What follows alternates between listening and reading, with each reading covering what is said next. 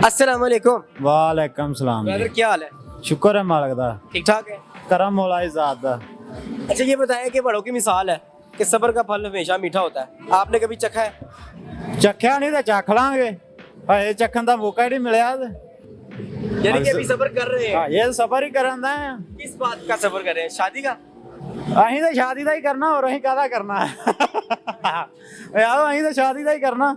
और ये ना हो कि आपका सब्र करते करते उस शादी का फल कोई और ही ले जाए उठा के। ਨਹੀਂ ਨਿਕਲਦਾ, ਦਿਲ ਸਾਫ਼ ਹੋਣਾ ਚਾਹੀਦਾ, ਨਹੀਂ ਨਿਕਲਦਾ, ਨੀਅਤ ਸਾਫ਼ ਹੋਣੀ ਚਾਹੀਦੀ ਬੰਦੇ ਦੀ ਬਸ। देखने वालों को क्या कहेंगे सब्र के हवाले से, करना चाहिए कि नहीं? ਬਿਲਕੁਲ ਜੀ ਕਰਨਾ ਚਾਹੀਦਾ ਸਬਰ। ਅੱਜ ਕੱਲ੍ਹ ਹੈ ਕਿਤੇ ਚ? ਪਹਿਲਾਂ ਇਹ ਦੱਸੋ ਹਾਂ, ਹੈ ਕਿਸੇ ਚ ਸਬਰ? सबर कोई नहीं मेरे अंदर सब्र आई। देखिए सामने समोसा पड़ा है, भूख मुझे लगी, मैं सब्र कर रहा हूं, मैं नहीं खा रहा। मुझे पता है आपने पैसे मांगे। पैसे तेरे को होंगे फिर ही खाएगा ना। सब्र है। सब्र है ना। हाँ सबर ना कर, तू पैसे खर्च दे खा।